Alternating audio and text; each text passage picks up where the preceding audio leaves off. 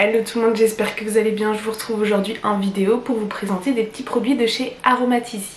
Ils m'ont proposé de faire partie de leur programme ambassadeur et donc de m'envoyer des petits produits et en contrepartie de vous les présenter bien sûr et de proposer des recettes. Donc voici le petit colis en question. On va faire le déballage ensemble et ensuite je mettrai les recettes à la suite de cette présentation.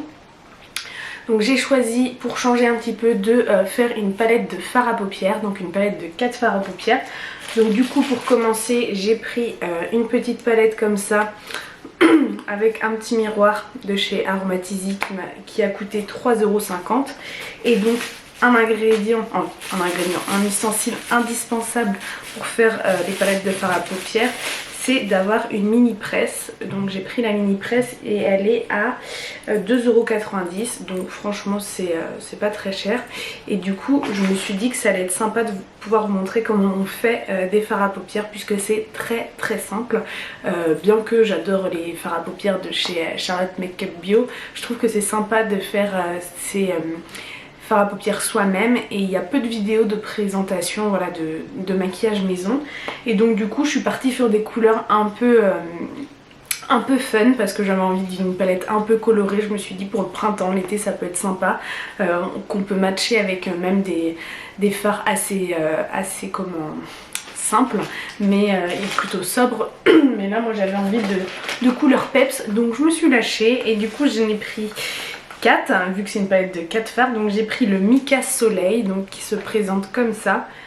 Donc c'est vraiment un jaune soleil, il est vraiment très beau. Je sais pas si vous verrez bien à la caméra, de toute manière vous verrez dans la vidéo où je les fabrique plus précisément la couleur. Ensuite j'ai pris le Mica Corail, il est trop beau celui-là, j'adore. Je suis trop fan. Je me dis, moi j'adore me maquiller avec du jaune et du corail un peu l'été, c'est hyper chouette.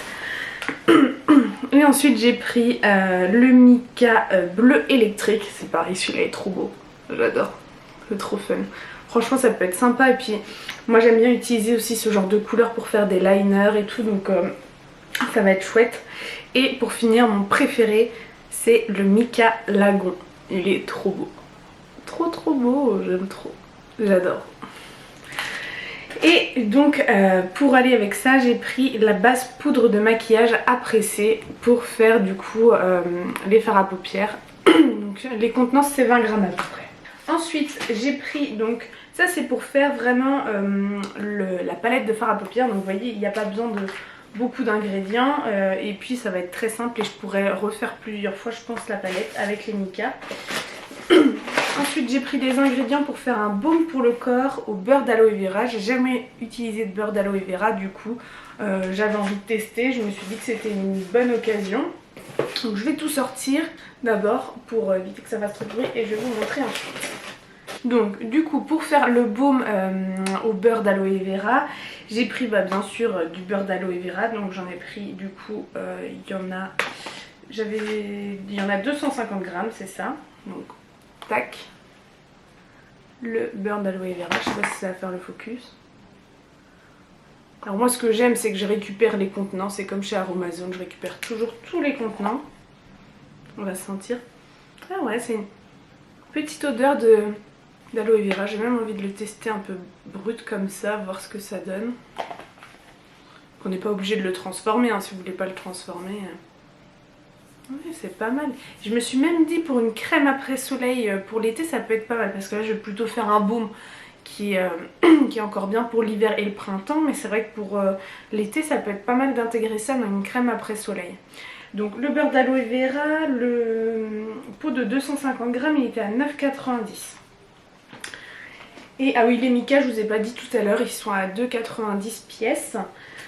Ensuite j'ai pris une huile végétale aussi, donc pour faire ce baume, et j'ai pris l'huile de thé. En fait je connaissais pas et j'avais envie aussi de tester. Donc les 200 ml 16,90 €. Donc j'ai hâte de tester parce que c'est vraiment une huile que je connais pas du tout, j'ai jamais utilisée. J'ai vraiment essayé de prendre des ingrédients que j'avais jamais utilisés pour vous les faire découvrir. Il n'y a pas d'odeur particulière.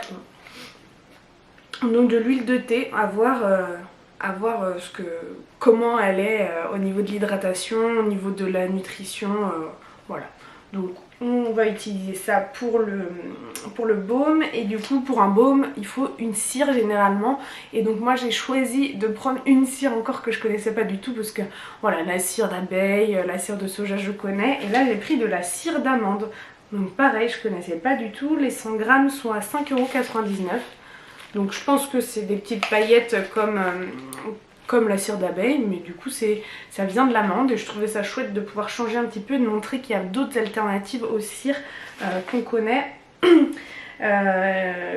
Comme la cire d'abeille, la cire de soja, ou il y en a d'autres, hein, toutes les cires là qui ont des noms un peu chelous, Cirabellina, ce genre de choses. Voilà. Pour finir, j'ai pris un actif qui est soluble dans l'huile, parce que c'est un baume que huileux que je vais faire. Je ne vais pas intégrer de phase aqueuse, donc je vous mettrai de toute manière tous les pourcentages utilisés dans la barre d'infos, ou en renvoyant sur le blog. Je vais peut-être faire un article plutôt sur le blog avec tout le détail. Donc de la squalane d'olive j'ai pris, qui est un actif donc soluble dans l'huile et qui est très hydratant, et donc là les 10 ml sont à 2,50 €. Voilà. J'intégrerai aussi de la vitamine E dans le baume, mais j'en ai pas pris chez Aromatisé parce que j'en avais déjà, et donc j'avais pas envie d'en racheter, enfin d'en recommander d'autres, ça servait à rien tant que j'en ai, c'est pas essentiel. Et pour finir, donc j'ai eu deux fragrances, donc j'ai choisi des fragrances sans allergènes et sans CMR. Ça j'y tiens vraiment quand je choisis les fragrances sur leur site, c'est pour ça que je commande là-bas. Mais je prends pas forcément dans les autres briques, parce que pour moi, même si la quantité elle est infime de présence de CMR, pour moi j'ai pas envie d'en avoir. Pour ceux qui savent pas, les CMR ce sont des substances cancérigènes, donc moi je préfère les éviter. Donc là j'ai pris la senteur chamallow, donc j'avais déjà pris Malabar. C'est vrai que je prends un peu de tout, parce que même quand je fais les ateliers en fait à domicile, il faut qu'il y ait du choix pour tout le monde, et c'est vrai que quand je fais des ateliers enfants, des fois je prends Malabar, ce genre de choses, et là j'avais envie de prendre chamallow. Ah, j'aime trop. Ça sent véritablement le chamallow, ça c'est dingue.